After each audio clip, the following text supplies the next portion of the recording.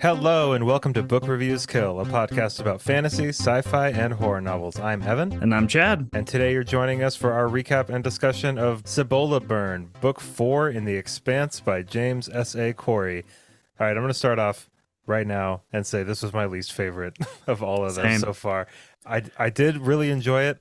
Even an Expanse book, I'm starting to find, even one that I don't like as much as the other ones, is still a great sci-fi book. This was an odd duck of a book so far. I don't know. What'd you think?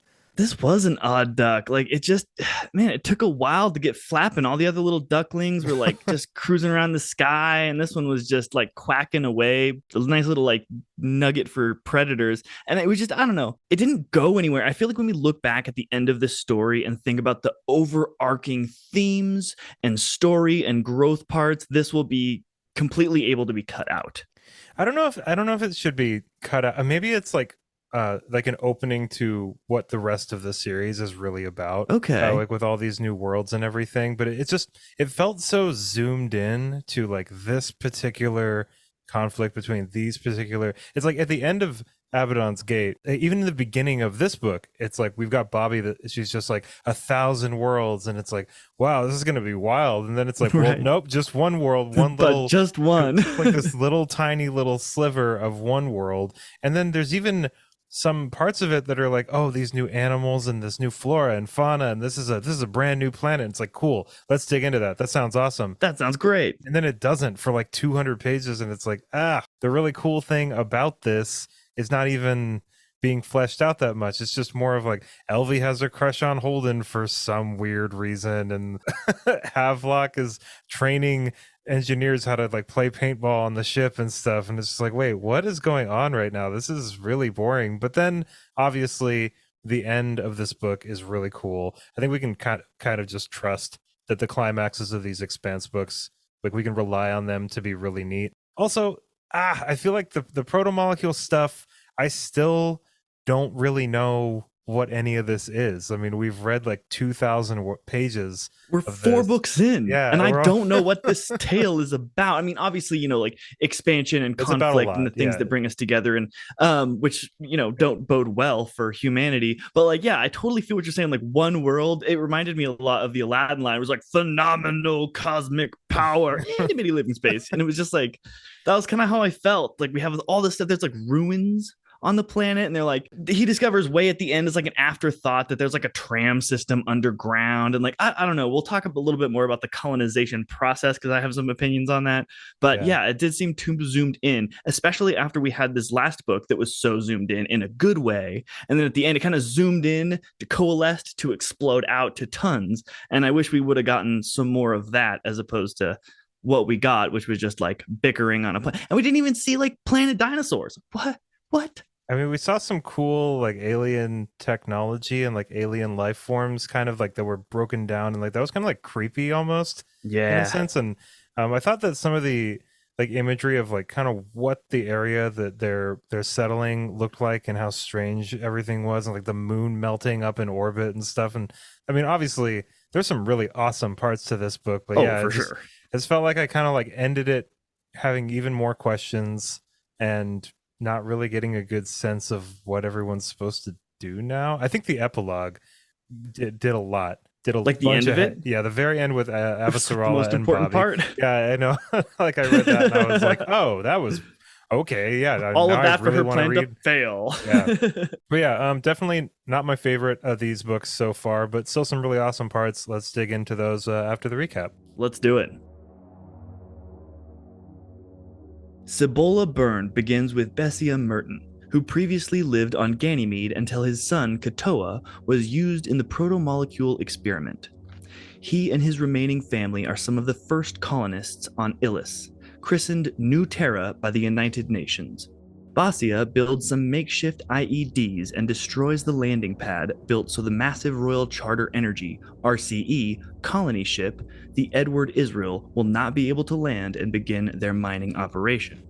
However, a shuttle from the ship arrives much sooner than expected and is downed in the explosion. Elvie Akoye, an exozoologist in RCE's employ, is injured in the shuttle crash, but she survives. Many of her crewmates, including the governor, are killed. Fayez Sarkis, a geohydraulics expert, survives and pairs up with Elvi. Dmitry Havelock, Miller's old partner, works on the security force aboard the Edward Israel in orbit around Illis. The Rocinante has been taking jobs escorting ships through the Sol Ring to Medina Station, formerly the Nauvoo and the Behemoth. After they dock, Fred Johnson, leader of the OPA, tells Holden that he received a video from Christian Avasalera. She wants him to mediate the situation on New Terra since he's mostly impartial to the UN and the OPA. The Rossi heads through the ring, but it will still take 73 days to get to New Terra. In the meantime, Holden gets continual demands from both sides demanding that he force the other to concede. The captain of the Barba Piccola insists that they be able to sell their ore, while the captain of the Edward Israel continues their blockade, insisting the independents are selling the lithium illegally. Throughout all of this, Miller continues to appear. Holden asks Miller how he manages to follow him around, and Miller tells him the protomolecule put a local node on his ship during the Ganymede incident, when the monster was in the cargo bay. Bagia's daughter, Felsia, wants to leave Illis to attend university. She befriends Elvi and asks her to write a letter of recommendation. After a sandstorm, Elvi sees a light in the ruins and investigates. She discovers explosives and reports her findings to the RCE security force. After more RCE members are killed near ancient alien ruins bordering the settlement, Chief Adolphus Mertry, head of RCE security on the Edward Israel, takes a light shuttle down to stop the insurgents, leaving Havelock in charge of the security on the ship. Holden and Amos land on the planet to find the two opposing sides facing off in a shouting match. Both factions ask Holden to take their side, but he wants to be impartial. One of the settlers threatens Mertry, who in turn shoots the man in the eye.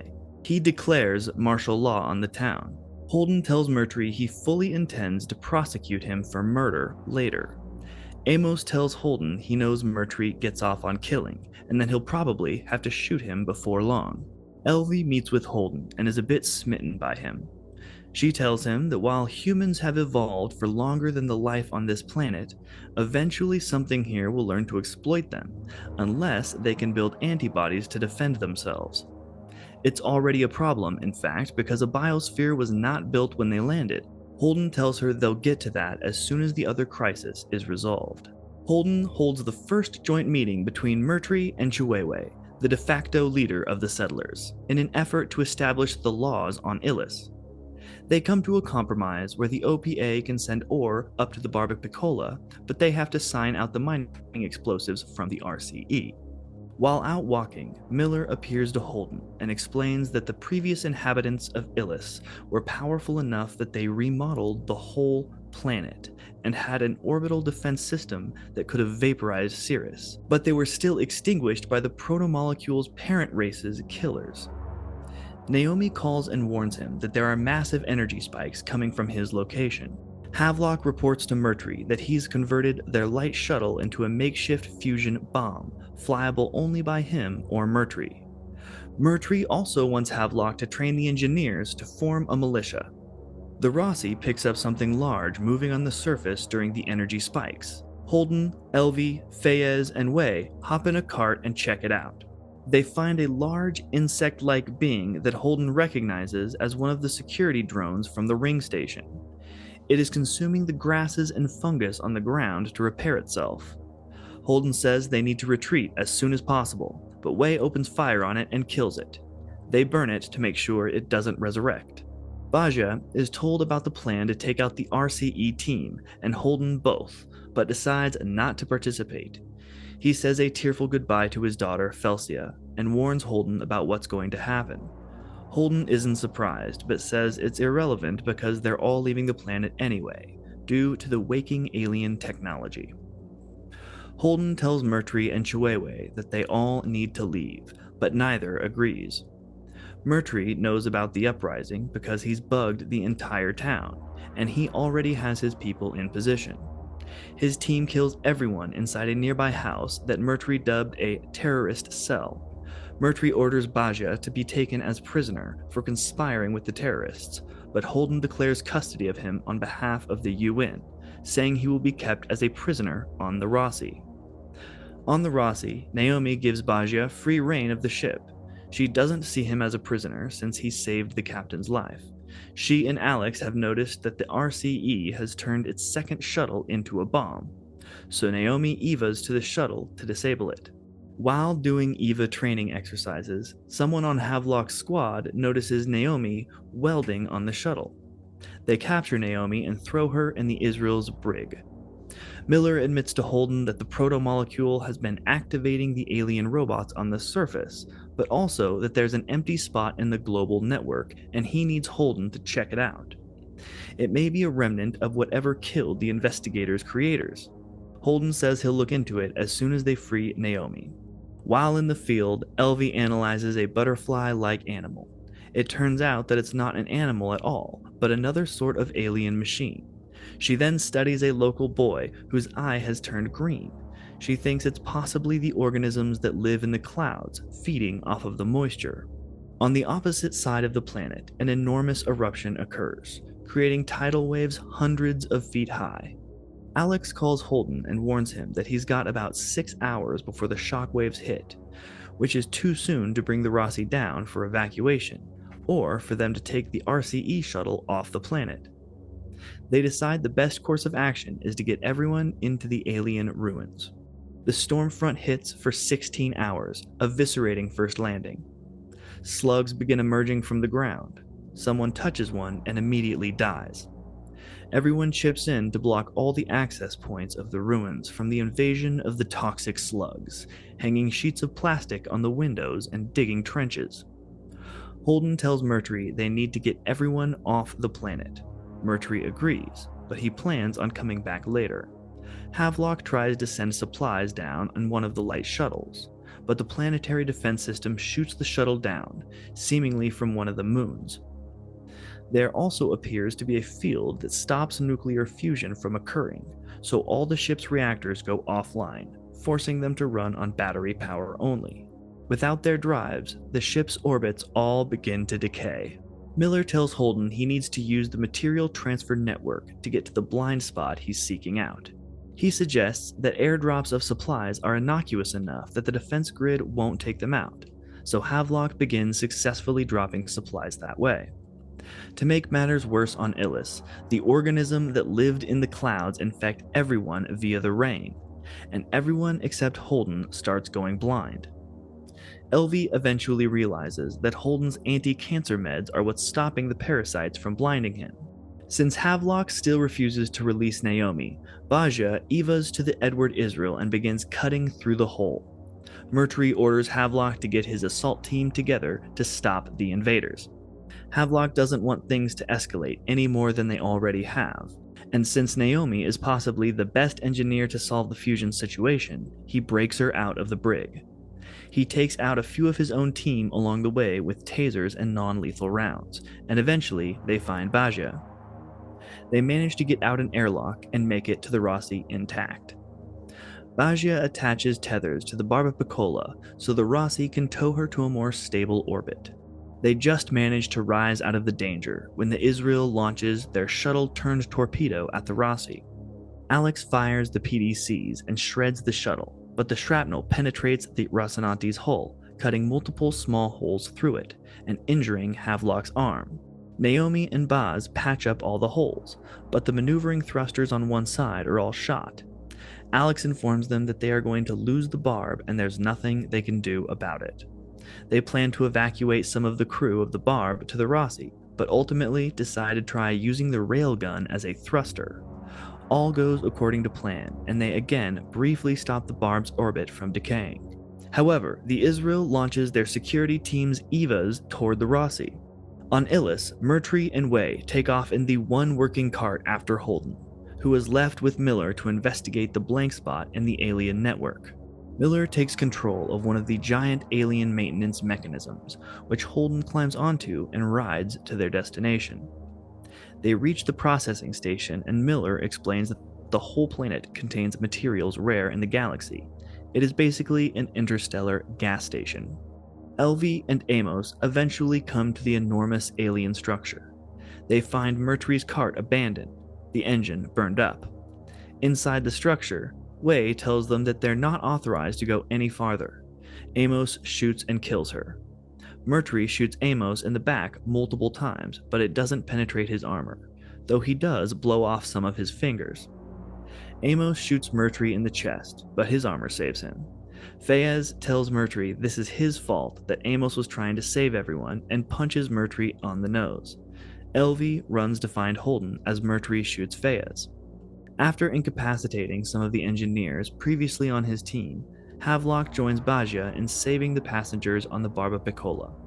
They're sent to the Israel just as the Barb burns up in the atmosphere.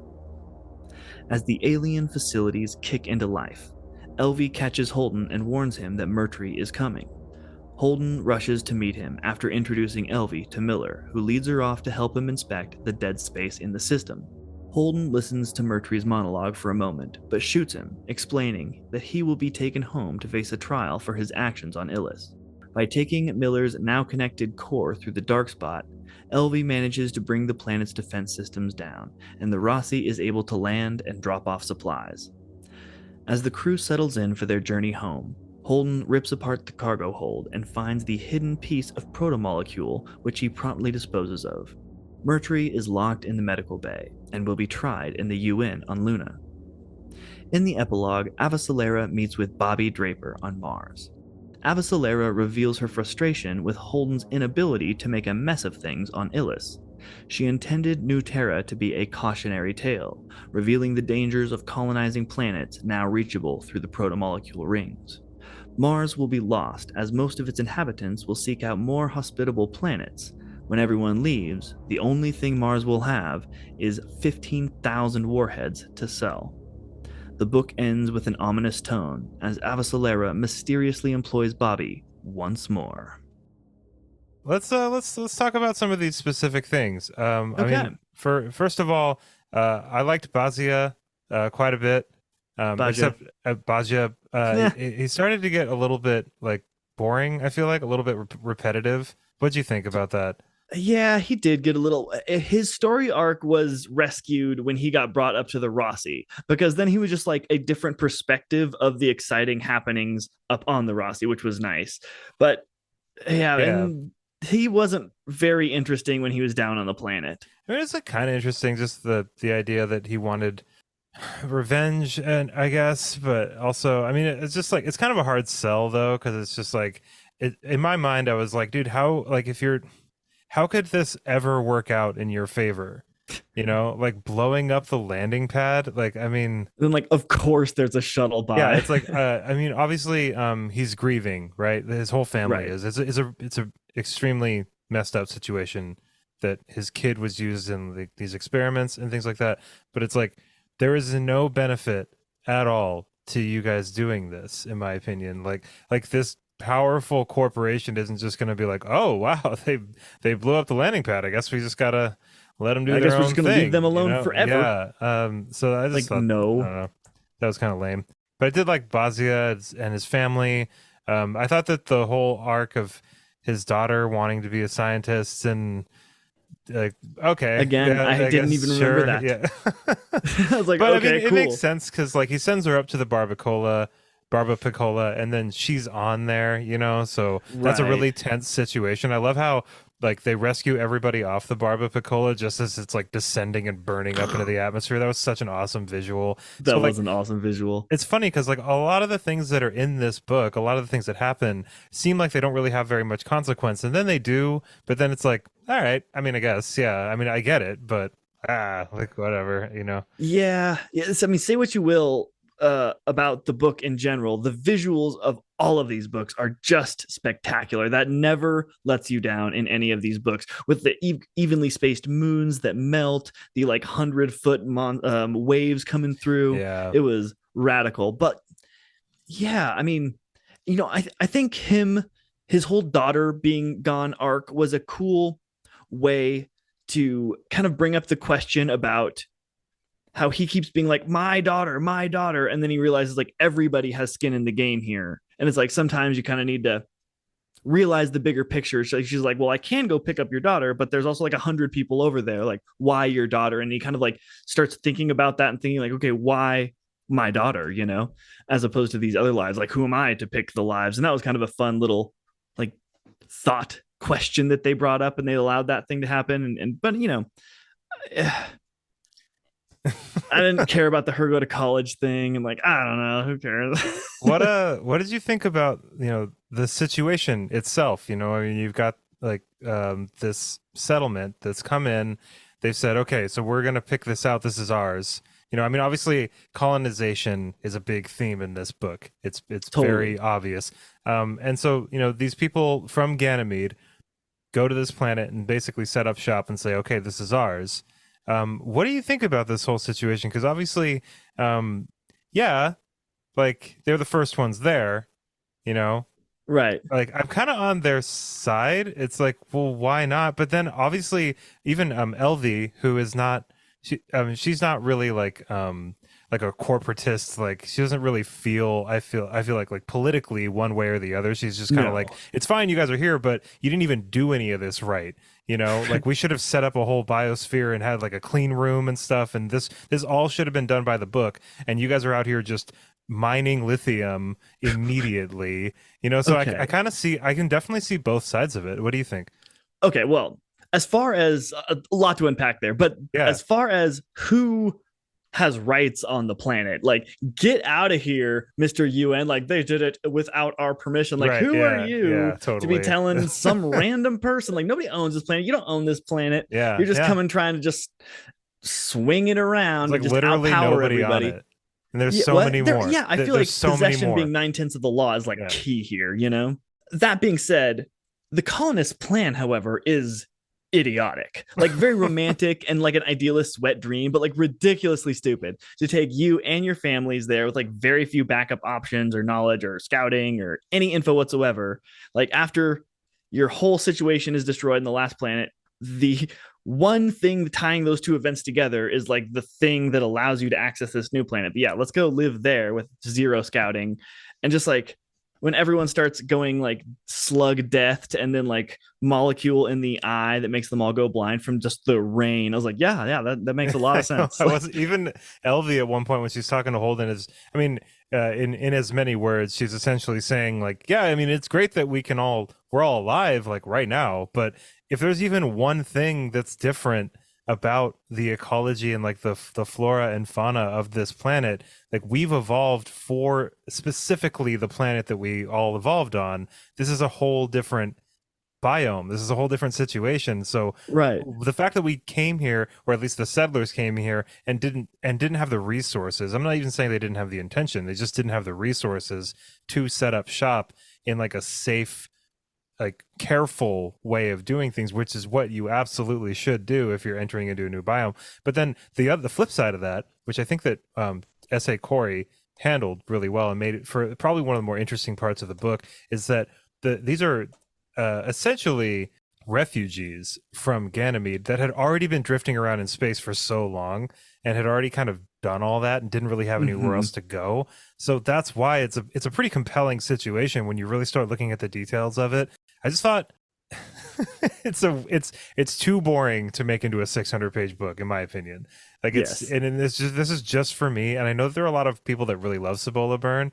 I did like the kind of like Western tone that it took, Like pioneering yeah, it did have frontierland that, sort of which tone. Yeah, me too. I pictured it all as like this kind of like arid desert almost, with a bunch of like alien creatures kind of drifting around Alien doing their thing. tumbleweeds going The by. the giant like alien skyscraper that's just sitting out there that's 2 billion years old, and none of them really know what that Which is. no one was interested enough in that. I know. It would have been like the first thing that I checked out. And it's like, okay, yeah, all of that is great. Love it. Love it. But it's like, okay, you thought this was the new frontier you could make a home at? Like, the only other thing that you have experienced made and or inhabited by the aliens who like used to live here, like made the proto molecule, and without even like thinking about it or suffering any sort of like indifferent to the whole thing, accidentally slaughtered thousands. And every time you encounter something of it, more people get hurt because they don't know anything. And you're going to go into the darkness, not knowing anything, nor learning from any of the But mistakes made by the previous groups. but like put yourself in the Huh, shoes of 12 these. moons, inner space I, must be a cool thing made by no, them. Let's just cruise on down. I want to even slow down. Like, maybe, but like you really got to put yourself in the shoes of basically refugees, and they were desperate, you know. I mean, yeah, then and I think that's why Bazia is such a cool character, is because he's kind of like the representative of that desperation and that feeling of just he's so downtrodden, and he just wants something to work out after his kid has died, and you know he really grapples with this kind of like OPA cell that's trying to, you know, kind of jam their settlement into the right place, and like no matter what, like we'll just kill as many corporate overlords as we possibly can, and like I'm here for it, but also some of those corporate overlords are actually here to help this along, you know, and at least right. you could at least look at it that way. You could look at it as, okay, so the RCE sent people down here to kind of like make sure that nothing is totally messed up down here. But You don't then you've trash got the people, planet, and when the rain starts making you go blind, we can work up a cure. right? But then you've got a person like Mertry, who I thought was the most comic book of comic booky villains in this whole series so I far. don't care how many countless thousands will die. It's not by the book. Yeah, I don't know. I've seen some reviews of this book where people thought Mercury was like really compelling, but I didn't think he was at all. Like, it was so just predictable. Like, whatever is the yeah, most douchey thing to yeah, do, like, whatever the most whatever the like worst petty, possible thing. like person who's like playing power hierarchy dynamics and like stupid petty games and trying to manipulate those around and like would do. That's what he will do, definitely. Do you think that the RCE is there specifically because of all that lithium? Is that I think so. yeah? Yeah. Like that seemed to I think so. Yeah. It was basically just like, oh, these people that we that can these okay, this is what they're saying. The RC is saying, hey, these people are about to get a bunch of really valuable resources, and we have the ability to outgun them. So why aren't we getting those resources? yeah, they're like, So they oh sent no, in their the way team. they're doing it is illegal. Right, The but they way that needed we would press. do it isn't So they included a illegal. bunch of scientists. They're like, we're going to Yeah. dome it out. We're going to make sure that nobody trashes the planet. It's really like a humanitarian effort to make sure that we don't litter or whatever. And we study this thing, but really it's like, get that lithium. It's just interesting to me because I can't help but think, okay, if somebody was in charge, like if somebody like Havelock was actually in charge, right? Um, who had like a single bone of empathy in his body. Like this Mercury guy is like the reason, is one of the main reasons in my opinion why everything down there is so messed up, is because it's just he's like a brick wall, you know? And this situation I feel like could have been resolved fairly peacefully, which is why like Holden, even in that scene where he gets Chiwewe and Mercury together, is just kind of like, okay, so you guys can have all the explosives and you will like sign them out to the settlers, and the settlers are then going to be able to bring their lithium up, and let's work this out, you know, like let's try to get to an amicable It starts place. to work. Like there are already people, and then you know, obviously, you know, the OPA cell is kind of like instigating a lot of this stuff, but then like they wouldn't have had to instigate anything if this corporate like juggernaut hadn't come in and told them that everything they were doing was illegal. But it's like, was it really illegal though? This is like a whole different planet in a whole different solar system with there's no real jurisdiction out here. So I'm definitely kind of like more on the side of the settlers, but Absolutely. I also do think like blowing up the landing pad was more of an act of desperation rather than like a practical like move, you know. It was a bad idea to do that. It was the only thing that would have done was escalated, you know. Yeah. Like And like it doesn't even prevent shuttles from landing. It's like a flat desert. Like they land all the time for the rest of the book. Like the Rossies land in, other shuttles are landed. Like it doesn't, the landing pad was like a, I don't know, like I guess an approved spot, but then they just do it outside the town and say like, sorry if we got a little dust everywhere, and then it's all good. Yeah, that was kind of a weird plot hole, wasn't it? Yeah. Like what is the landing pad even for? Why did you guys even waste resources building the landing pad when the whole place is one big flat hard pane of ground? But whatever. Okay, so I get where Mercury's coming from. I really do, but I still go back to the colonists being like 9/10 of the law. You guys were here first. They get it. However, I think what he was like wrongly justified, and I could see it happening to even a reasonable person, was okay, so we bugged the whole town, right? Well, like everybody's probably saying super violent things, and probably I don't know. It's good to keep in mind that people's talk is different than their actions. How many times you're like, I hate that person. Like, I just want to punch them in the throat. Like, how many times you actually punch that person in the throat? So it's like, we can't just like hear that and then be like, okay, let's go. But they did blow up a landing pad. So I could see him being And like, then they killed a preemptive bunch of the assault. people in the alien ruins as well. But I mean, like, what is this company even doing there? You know, I think Right. that I mean, really, like this is where I land on all of it. And it's just like there's no jurisdiction out here. This is the Wild West of planets. We have to let people. If people get there, then they get there. That's their planet now. You know, at least that's Mm-hmm. how I feel like that's the way to play it. But obviously, you know, you see all that lithium, and we gotta go tell them that what they're doing is illegal and that they have to listen to us now, just like because we have more. It's a might is right kind of situation, and Totally. Do yeah, you have any, if you were master liege lord of this whole solar system and could make law, do you have any sort of wisdom that you would put in place as for this situation were it to occur in your lands and how you would handle that? here's what I was thinking while I was reading this. There are 1373 or something rings that open up into different solar systems, right? So many. That's it's so many. Like if this was the only one they had found and they had only found one other habitable planet, then it would make a lot of sense to kind of get the UN and Mars and the OPA at the same table so they could all talk about it and say, okay, this is the only one we've found. It's close. We can get there in 2 years. You know, Right. we can totally go colonize this planet. Let's try to do it right. But when you've got 1,300 of them and everybody's got spaceships, you kind of got to be like, all right, I guess whoever gets to there first. I mean, we can't hope to regulate this in any meaningful way. Right. I But mean, you also don't get the whole planet. You know, like there's another side to it. You can't just get, you don't get to claim the whole thing for yourself, but you can, you know, we'd set up some sort of, why like not? If the a earlier corporation frontier did it, did. they'd be allowed to do it. Like What now? if the RCA or if the RCE, I keep saying RCA, I think if the RCE went to that planet first, it would have been planet RCE. You know what I mean? Like but so Total, like or just go why to a different area of it. yeah, like I know that is kind of a funny thing too. It's like why are they fighting over like this specific region?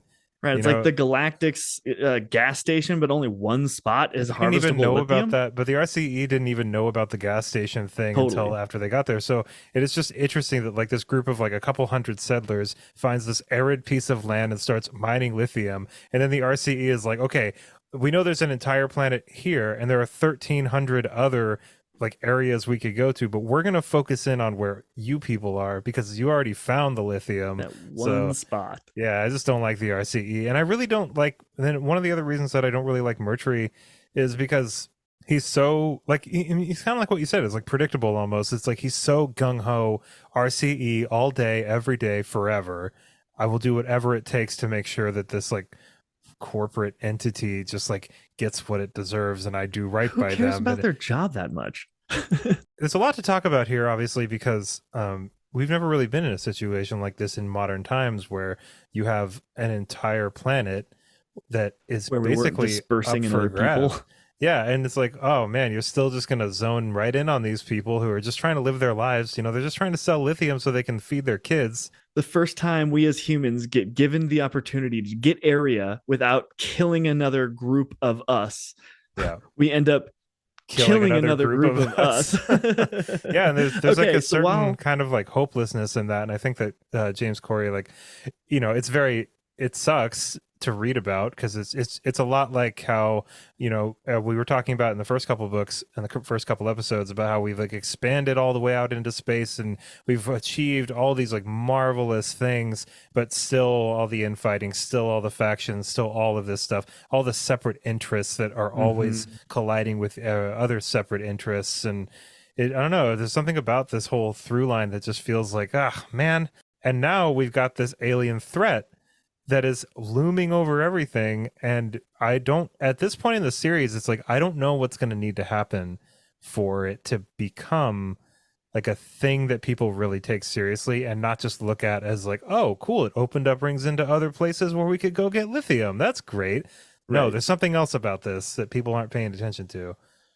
Yeah, I totally agree. And it sucks that, I feel like a lot of people could take a lot of hope away from this book, but we came together, and it's like, okay, yeah, but like not until we were being eaten alive by slug monsters and having rain kill us and or blind us at least, which would lead to our deaths in this crazy. So it's like everything but extreme chance of sudden death is the only thing that can fix our, fractioning natures, so I hope we kind of get a little bit more hope moving forward into the next books, and maybe like that it doesn't take situations. So, and like even that, right, Avasarala immediately meets with Bobby, and she's like, darn it, I wanted Holden to mess that up. In fact, I planned on it, and which was pretty safe bet for her, honestly, because like when she was like, I want you to be I was like, what, he's the worst person? And then her message was like, because obviously he's like the worst person, I was like, okay, perfect, we're on the same page.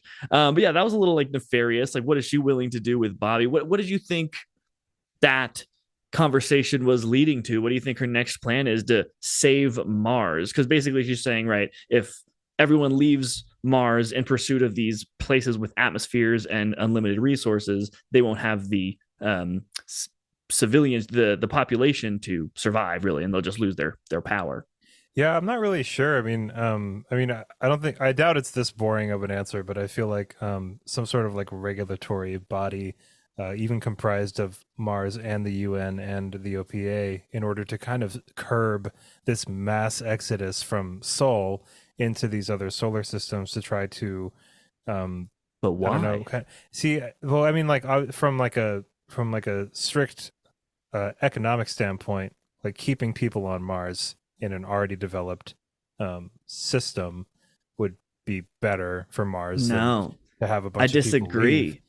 Well, wait, what? Like Mars is like, what if like 4 billion people left Earth all of a sudden, our economy would like totally Earth would go down, but I mean, they're not leaving because they're going to out there to be destitute. The reason why they're leaving is because they see a place where they can outcompete their current place for earning an income and harvesting these. It's actually easier to get these resources on these other places with atmospheres, and we now can access them. So there's much more resource rich environments that are easier to get to, which is actually going to bring in resources cheaper. It's going to make the whole solar system richer in the long run. Who will suffer though? Mars will. They will become less of a ruling body, but like, screw them. They don't get to just maintain power because they want to still have power. The people get to go where the people want to go, and they're going to go to the place that incentivizes them with the most reward. And after a while, that will lead to the best and cheapest and most abundant flow of resources amongst the solar system and the most power overall. But like, I think that I agree with everything you're saying there. But I think that maybe I haven't gotten into Nemesis games yet past like the prologue, but I think maybe something that Avasarala is trying to kind of prevent is like, think about all the conflict that came out of a settlement and one corporation. And she predicted that, and she knew that would be, it turned out okay, but it was still a total disaster, on paper, or at least up until a certain point. And I think that maybe what she's thinking is we need to chill this whole process out, because it's just going to create like, yeah, in your ideal situation, it's like everyone just gets rich and shares the wealth. It'll take some time. It'll take some time. Like, yeah, exactly. A lot of failures will happen. Like maybe Avasarala is looking at, which is, as we keep talking about this, it kind of makes sense why Cibola Burn is actually kind of an important book.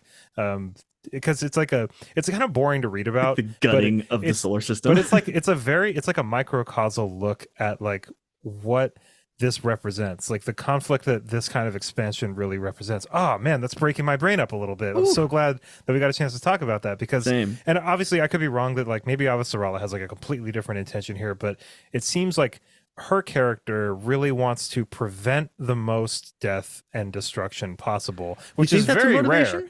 I don't think she wants a ton of people to die. Like that's what I just think she wants like most of Caliban's war trying to prevent. Yeah, but I mean, I think that I think most of her motivation behind meeting up with Bobby and having this new plan and sending Holden there was to keep power. She's the head of a place that's going to get gutted and is going to lose a lot of its power, and her power by in turn will diminish. That was what I No, thought to be because her motivation. she's the head of the UN. She's not really involved in Mars. Like No, it's Mars said multiple affects, times, like the person who controls the Martian government, and you don't even know it, you know? but she is. I mean, mostly I feel like in power on Earth, and then I guess Earth's power is connected to Mars's power in a certain way and stuff like that. But maybe she's running Mars behind the scenes, but I didn't I really don't know. pick That up was on always kind that. of the hint that I got, but Hmm. I could be wrong on that.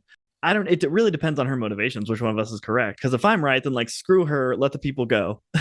But if it truly is the best way to save life, and the turbulence that is caused because it will be certainly a large amount of turbulence to have the going forth of everyone to all these planets, if that is larger, if that kills more people than it saves in the long run, like I don't know, and what her motivations are, I don't really know either. So now I don't know a lot of things, Evan. Yeah, I don't really know much either, except I think that this book did a really good job at kind of showcasing just how messy this stuff can get. You know, I mean, it's mentioned multiple times that the settlers felt this sort of empowerment because, and like this rebellious empowerment because it would take years for anybody to even bother with them because of how Right. long it would take them to get there. And you know, these gates exist obviously, but it still takes forever to move Like around out in space. 72 days. So I mean, to be able to like mobilize any sort of resistance to what they're doing once they had dealt with the RCE. So it makes sense why they're so motivated to deal with the RCE, because even if they do, they can just sell off all their lithium, have a good couple of years, have a bunch of money, and who knows what'll happen. Then maybe they won't even bother with them or whatever. How many of these other systems are that far or farther away? So you can't contain like all of this. You can't like it's not, it wouldn't be this like closed out like system of nations on one planet, which we already have enough trouble with. You know, Totally.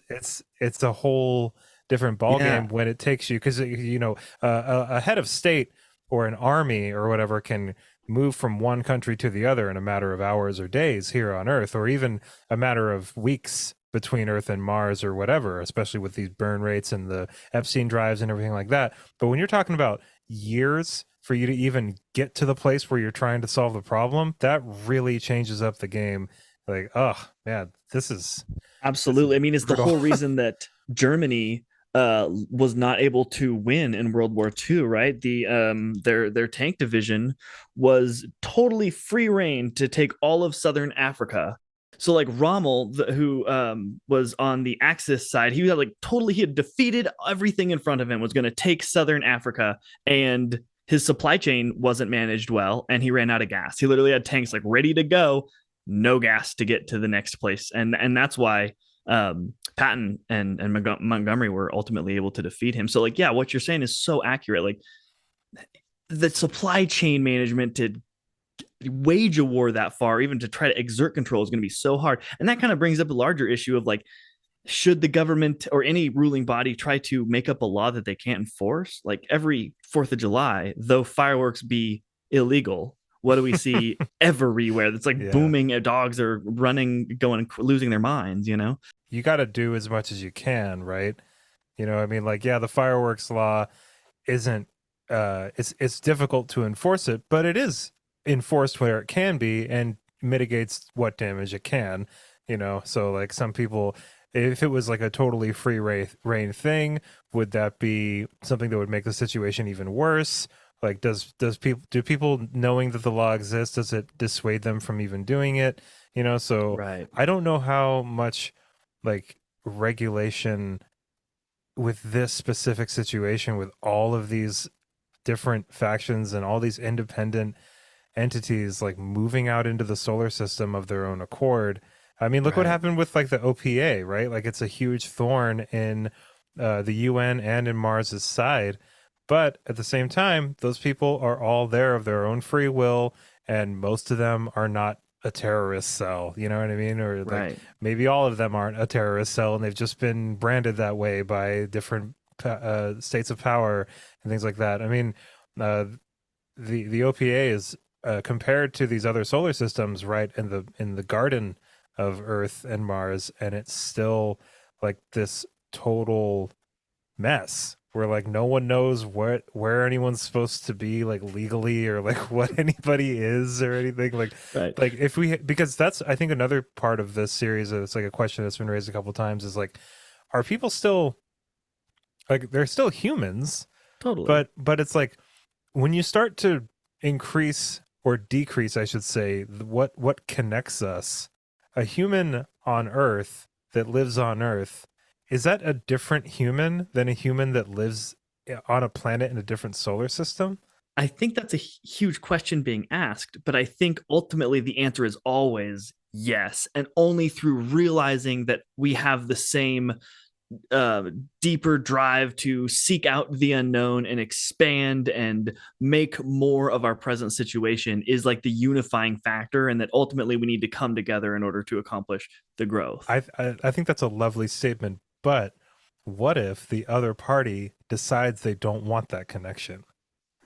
You know, Well, like that's that's we're the, going to get a lot of I fighting don't, that's going to yeah, happen, you that's know, the, but do we let those people just have their way? I mean, yeah, see, that's the who question. do we Who's let we do though? anything? Who's even we though? You know what I mean? There's The no people with the we power. anymore. Yeah, Okay, at exactly. the end of Yeah. the day, regardless of all of the side trails here, at the end of the day, I think it's always going to be a good thing to have different colonies of thought and ideas out there. So like if the I think the Belters should be their own country or nation, so to speak. Having two nations, you know, we're a two political system country, and that doesn't seem to be working out super great. It would be really nice if we had like a bunch of different areas and thoughts and ideas and machines coming up with different solutions to problems from different angles. And so as they move out and expand, I hope that we do, yes, fracture, which will suck, but I hope that we do kind of form different groups of governing bodies so we can maybe experience some diversity of thought out there and not just have all the power in one spot, you know.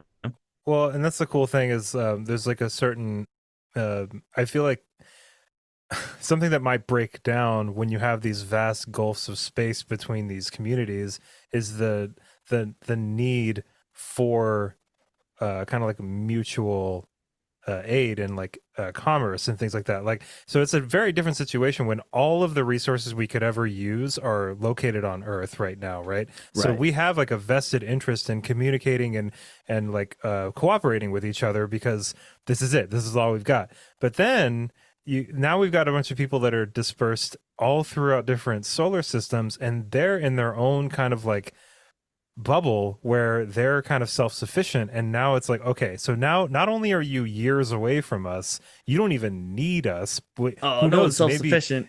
There's tons of I commerce and trade going throughout. The whole reason they're going out there is to get resources to send them back home. Everyone's going to be using the right, place that has the cheapest but access to those resources. from the settlers point of view, like they're trying, at least from what I'm reading, right, I could be wrong about this, but it seems like they're trying to set up their own thing that is independent of relying on, you know, Earth Yeah, but they were and wanting Mars and tea. They're always going to be, as long as yeah, goods they're can gonna want flow over the something. Yeah, borders, the yeah. tanks won't, you know? Well, hopefully.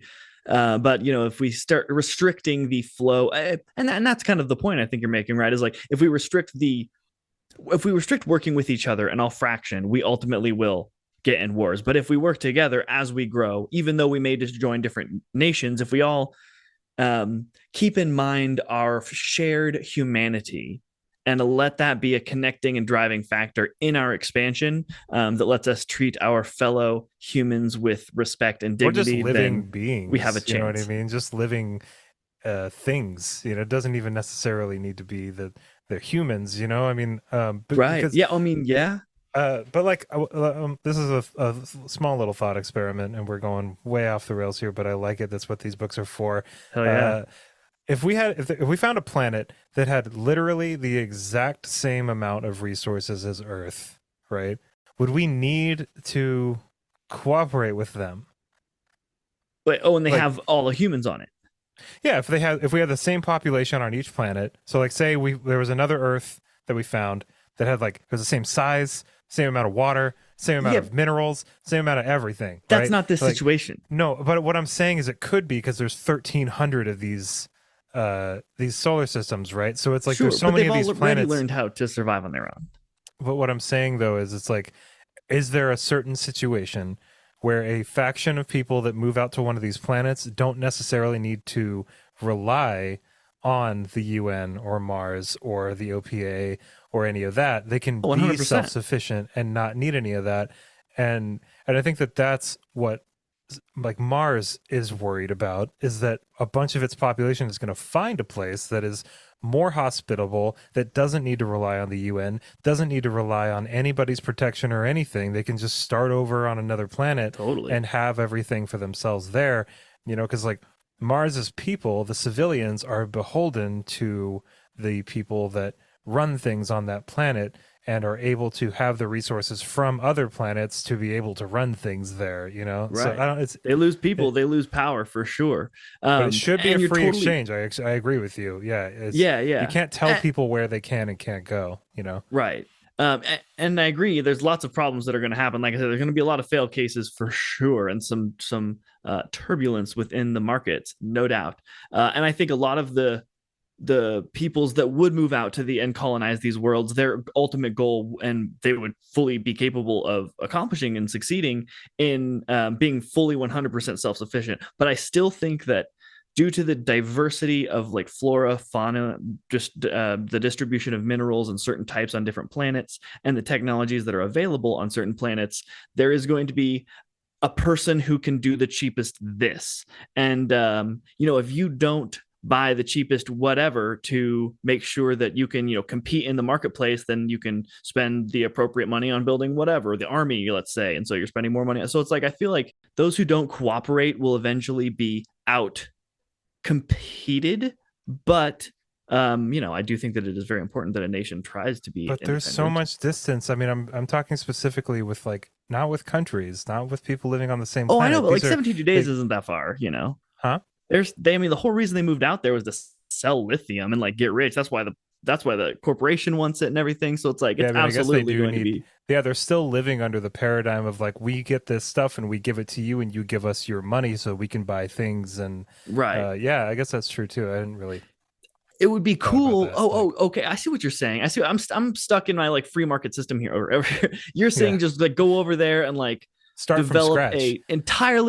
entirely new situation and kind of go dark almost. And be cool with the idea that like they are starting from scratch. You know what I mean? Right. You'd have to have a Jamestown type thing again. You'd have to have people living in huts like they did in First Landing, and they seemed cool with it. They seemed cool with that idea, but at the same time, they're also mining up all this lithium, and they're like, "Ooh, we could start to become even more resource rich." And we could start getting material goods from selling all this stuff. So it's like the people in First Landing are kind of like trying to segregate themselves while at the same time continuing to participate in that system, which is interesting. It is interesting. It doesn't never mentioned any sort of like money on the planet, which was. I mean, it doesn't mean though that they need to have this corporation come in and completely ruin their whole thing just because they want all that lithium.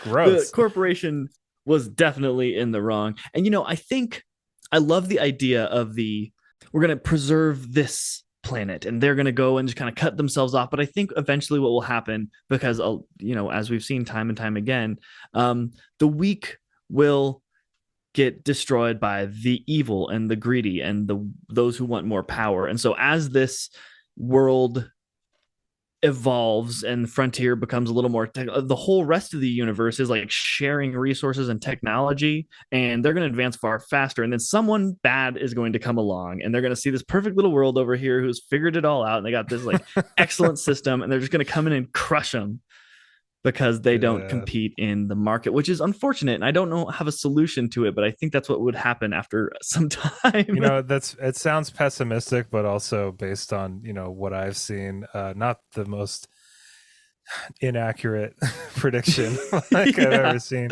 We have to change the whole system. It'll be interesting to read Nemesis games and kind of see, that might not even be covered in this next book, and we could just be like on a completely different subject, but I am curious to see kind of how this space race kind of happens here. Do you think that we're going to develop more of the proto-molecule alien influence, or the fracturing of the solar system and it breaking up into like a revolutionary war sort of thing? So we're pretty early on in this series. I mean, which we're is not even crazy. halfway through it yet. But it seems like there's like a whole protomolecule thing going on, and then it seems Sure. like there's also a whole other thing which is turning into the politics of this expansion out into space. So I have a feeling that we're gonna get a whole lot of one or the other, as we go forward. I have a feeling this was kind of like a protomolecule type book, and then we're gonna see some, you know, factions fighting factions kind of books too. That's at least like my prediction Yeah, it's of going to what's get a lot gonna. worse before it gets better, sort of thing. I don't know. I think it's gonna have to. I mean, it was a problem, but I don't even know if it is anymore.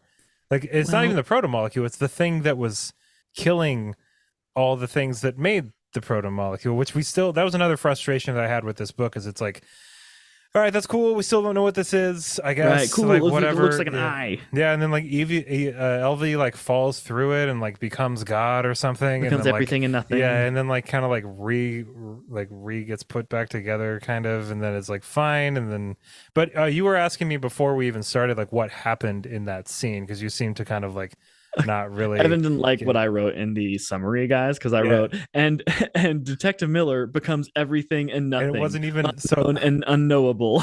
Let me kind of like, at least what I'm pretty sure happened was that Miller is the interpreter, He's the investigator. the investigator. So what I think happened was that Miller Miller is kind of like a representative, like, of the alien race that was destroyed by this mysterious Eh, goopy goop. At least that's what I'm looking at it he's as. a conscience caught in their web and is trying to make the best of it, I think. I think that's a better way of putting it. But anyway, he is responsible for communicating to Holden what needs to get done so that things don't get way worse, at least. So he sees this like spot of no activity that looks like it's just kind of eating up all the other activity. And he's like, well, wait a minute, what the hell is that? And then he kind of plugs himself into the network that is keeping all these other things from happening, and then has LV push his like mainframe, which is connected through this network, into that thing so that it kills out everything on the planet that's trying to protect the planet. So Okay. then they're able to lift off. They're able to get supplies around and stuff. And Sure. basically, Did because he destroys it or gets control of it? I think he destroys everything, Okay.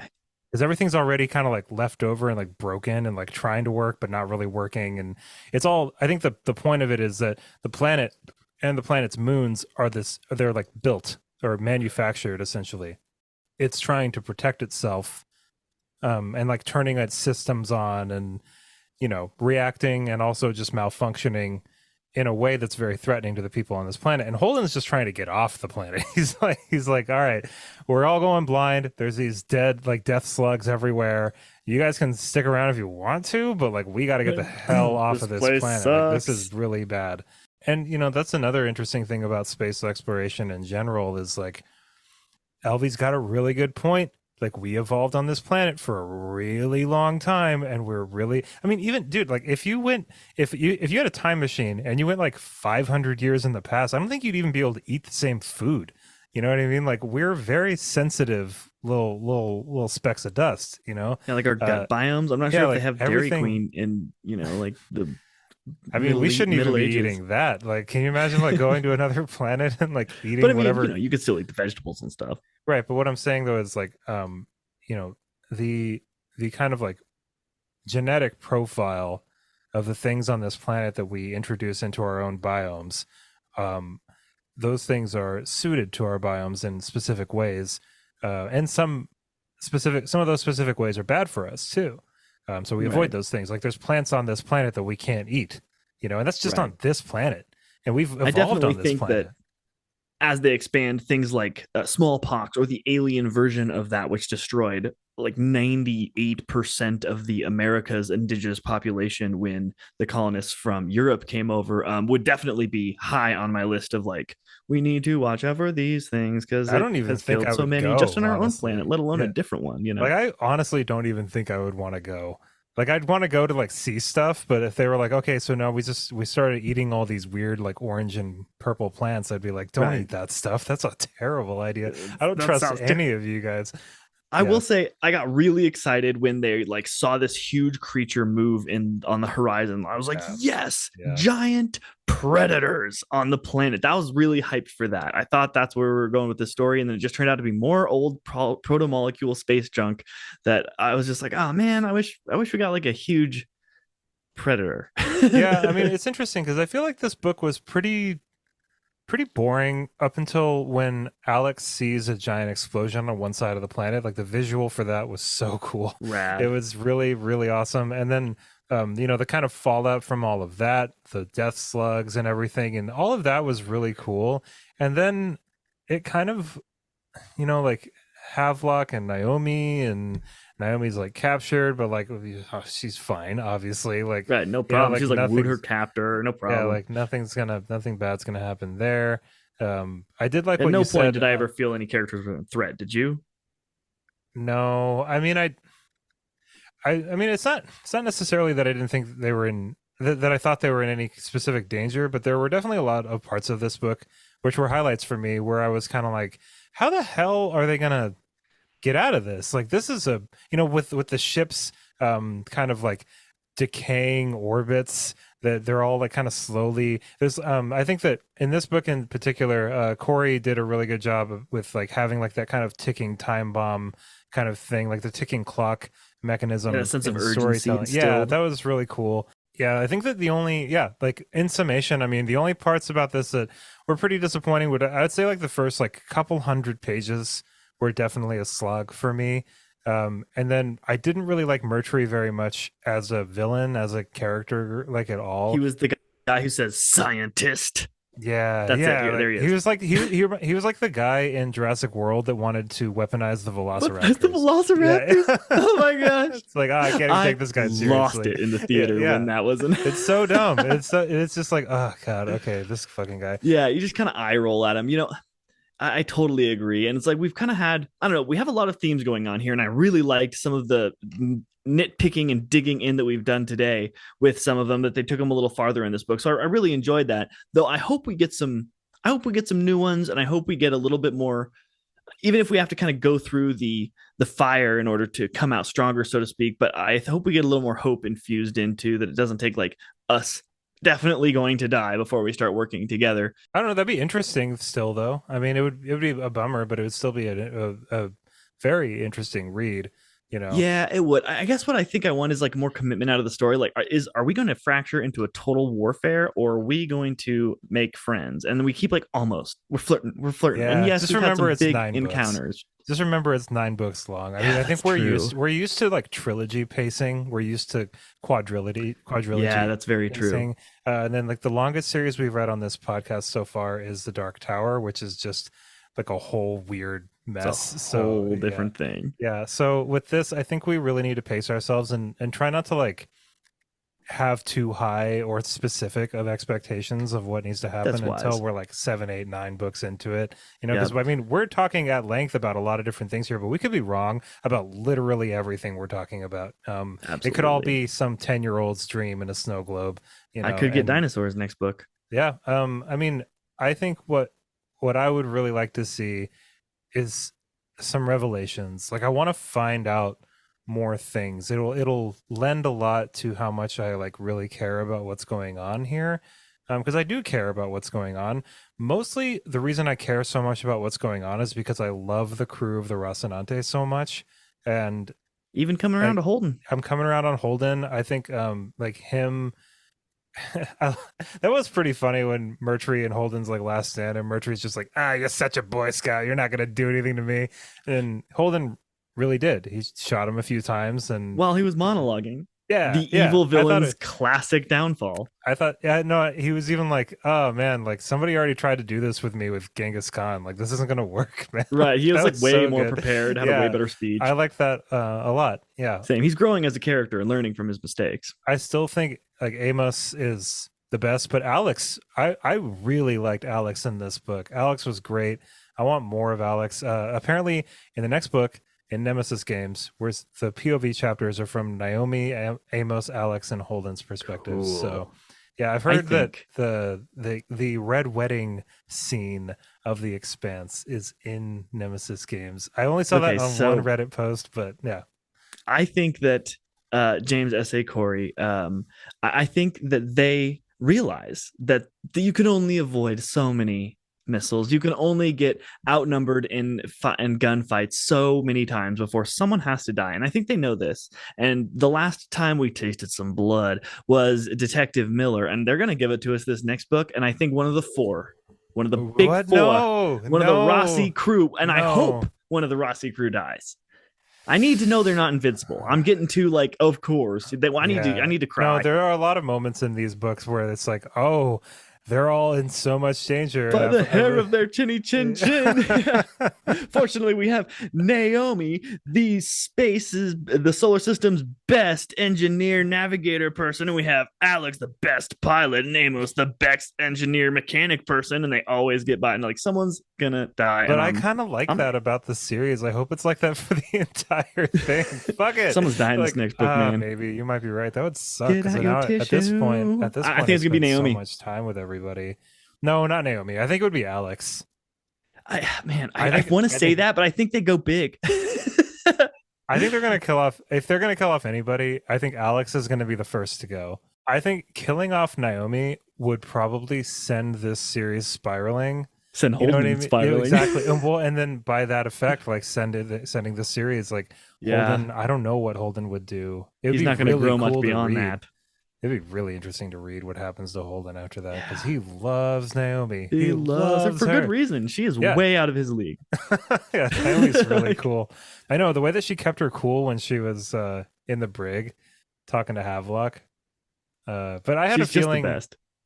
See, that's the other thing too is I had a feeling Havelock was gonna kind of like come around, Totally. just because of like his relationship with Miller and like the way that he had acted in the first book and everything. He just seemed like I didn't really buy it when he was like kind of gung ho RCE, for like Yeah, the first part of this book. I was like, nah, that's probably not gonna be a thing for very long, totally agree. I do like how he kind of, because you do think those petty thoughts, even in afterlife, even if you do end up overcoming them and being the bigger man. He did, there was a few times that he was like, how does it feel like to be the outsider, you belters? Like, no Yeah, belters on my team. He clearly totally. displays a prejudice based off of his past prejudice being done to him, but then he kind of overcomes it. And I think that is definitely some hope for sure. Yeah, I thought that was pretty awesome because he kind of like remembered something that had happened to him, like, and then he changed up that message to be like a little bit more like, "Hey, everybody, let's cut this out." Right. There's some like racist Still stuff waited until he happening. had literally nothing to lose and thought that he was going to die to do it. But hey, we're making strides as a We're doing species, I the feel like. best we can over here. The best we can. Yeah, and like even Havelock out in the EVA, that kind of talking to his old crew, like, "I'm not trying to kill any of you. Can you please just stop? Like, we're trying to save a bunch of people here. Come on, like, what the hell?" Uh, And but they've Training those engineers. that was like another thing too that I thought was just kind of like, okay, like the engineers are just like 100% brainwashed now. You know what I Yeah, mean? they're Like just there's like, we gotta like kill like stuff. these like nameless, faceless engineers that are just like Just doing push-ups and thinking about 100% how to cool kill with it. people. Yeah, it's like, wait, I thought these were like self-described eggheads. Like in Yeah. here that were just like now there's just a few rounds of paintball. I think that Yep. line is even used. Where It really it's it, like, it absolutely is. And then like we have the weird like little love story that like the girl has a crush on like Holden. Then it's like, okay, why Holden's yeah, not that great. He just okay. came around in the last like 30 pages to being kind of cool and redeemable. So here's what I'm going to say about that because it was, in my opinion, it didn't need to be there, but it wasn't bad. You know what I mean? No. It wasn't even like super annoying or anything because it's like the way that it's explained when she hooks up with Fayez is kind of like, oh, you're just really traumatized and you just need to get laid. Like that's Right. what's going on here. And Holden is a celebrity and you're letting it. But I just thought like too much page count was like committed to it. Yeah. You know what I mean? Like I thought Elvie was already interesting enough without having any of that. I feel like her Totally. just like hooking up with Fayez and then being like in a platonic state with Holden was fine because there wasn't really like much payoff to it. So it's like, I think they you know became what would like have been official I mean, afterwards. what would have been pretty interesting, honestly, is if Holden did sleep with Elvie. No, I And was I'm not saying it would have been good. It just would have been much because it felt like that. It's like if you're gonna do it, then like let's commit to this. Like right. Let's do it. let's make this harder for all of our characters to deal with, but Holden's not that kind of guy. And so I didn't really see that happening. So when it did fizzle out, I was kind of just like, whatever, I guess. Like, that didn't really mean anything. So I think they okay, were trying to scoop a little bit of weight onto the kind of underlying theme that they've hinted at a few times, that sometimes the best things for us are not what we want, or what we see. It's like the things, they're right in front of us, but not the things that we are looking at that we want. Like, those sometimes are the best things for us. And it's like even just when people gain power, it's like the best way to do that is definitely not the way that they think to do that. And so it's like, maybe just kind of adding more to the theme of like, you don't know, sometimes what you need is right in front of you, and sometimes what you want is not what you need. I don't know. Maybe I feel like that's kind of a reach. I was trying to make sense of why I was even in the story, because they should have committed, like you said. Yeah, I don't know. I think that it's just kind of silly and didn't really go anywhere. And if we really wanted, because like Fayez dies, and Fayez, I can't remember. So Fayez dies, and I feel like that would have been much more of an intense like death if Elvie and Fayez had just been an item the entire time.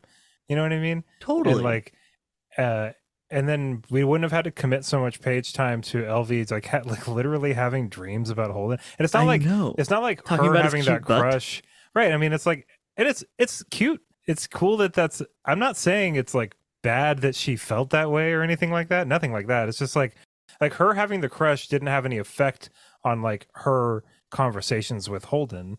Right. I mean, like, it's not like, or it didn't make it so that she was able to talk to Holden more, therefore this happened, or anything like that. She did make up excuses to go tell him about things that she would have told him things anyway. Like, totally. I mean, he's like the mediator, and she's one of the chief scientists. Like, that would have happened anyway. So I don't know. It's like, oh, okay, here we go again. Like, or have her get Moon Eyes with Amos or Alex. Like, they have gone thousands of pages and have not gotten any tail, as far as I'm concerned. Were Amos and Wei like an item? Oh, was that right? Thing? They were always like, they were talking about it like they were at least holding. Yeah, and then that. I remember like even Amos was just like, because Amos had to kill Wei, and then I think he said something towards the end of the book like, "Man, that guy Mercury really sucks. He made me kill like the only person on this planet I really liked." Totally, yeah. Pretty lame. I love Amos so much because he's just like, there's like a couple separate instances in this book where he's like, "Hey, if you want, I can just like kill that guy, and if you ever decide you want to take the easy road, let me know. like I will just go through and just totally murder people for you. Like, and let's not forget, me killing that person is never off the table. Which I'm curious, like, I wanted to ask you this, like when Mercury kills Coop, when Holden and Amos land on the planet right at the beginning, what was stopping Holden from just having Amos kill Mercury? Like, did he think? I mean, I'm not saying that's what I would have done, but like, I feel like that would have really kind of like solved the, because there's like witnesses around. Holden could have just said, "Hey, that guy I saw this guy kill somebody, so I took him out."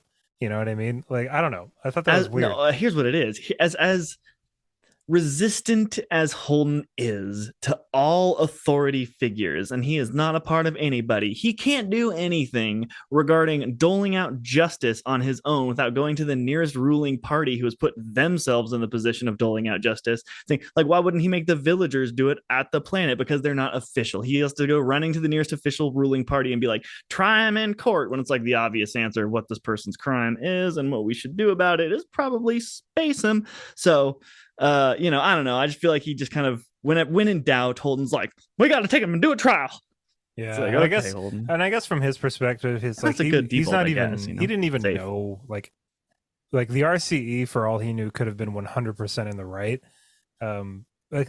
Except that they had like this rogue, like weirdo dude that shot somebody because he was just like crazy. But now he's escalated everything. You know what I mean? Because he took a side essentially. So I guess that makes sense. And if that would have happened right then at the beginning, like the whole rest of the story would have been them working together. Who?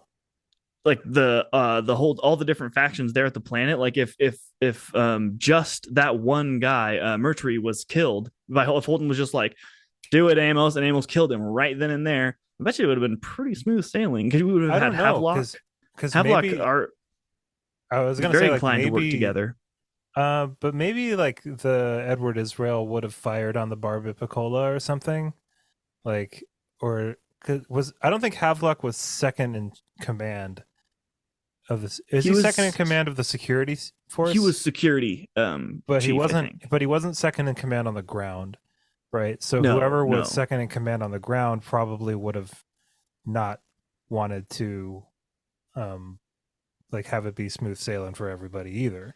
After that Yeah, happened, you're you know what probably I right. mean? So that's why, like, I guess it makes sense that Holden wouldn't have done that. But I don't know. I just remember thinking, like, while I was reading, but at the time when I was reading, I guess I didn't have as full of a picture as I do now. So It would have been pretty contradictory of his nature thus far to have him do that, right? It would have been just like Miller capping the guy who the controlled the Dresden arrows guy, situation, yeah, and Holden was not happy with that. So he wants the judge, jury, and the people to speak, which good on him for it, I guess. However, I will say Holden, he is victim to his own ideals, right? He's a hypocrite just like we all are, because there's a point of the book where Holden is trying to force everyone to leave the planet because the machines are waking up. He doesn't really even give them an option. He's like, nope, everyone's gonna be leaving. He makes up the decision for everybody, and they're like, no, still no.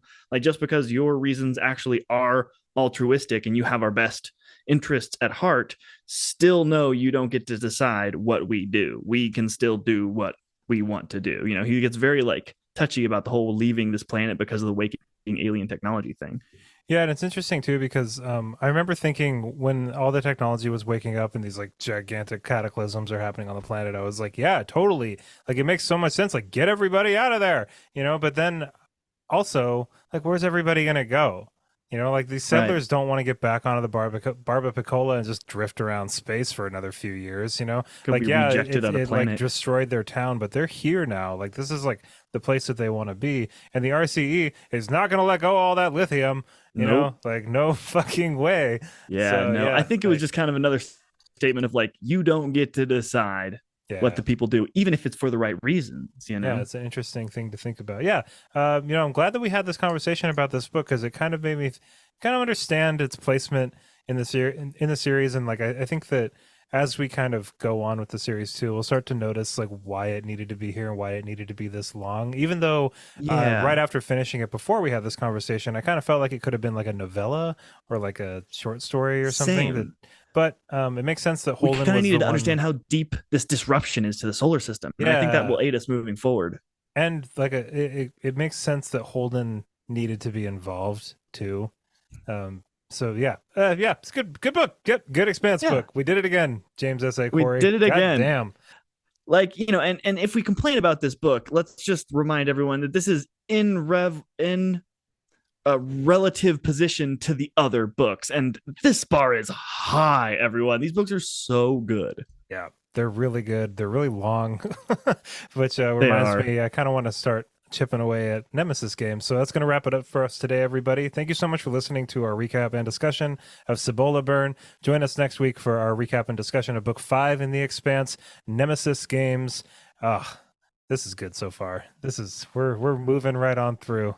Make sure to check us out in the Discord. There is a channel for The Expanse in the Discord, among many, many others. Go follow us on our respective Instagram pages and be sure to join the Patreon for all kinds of deleted scenes and exclusive content and such. Everybody, hope you have an awesome rest of your day. And of course, happy reading. Bye, everybody.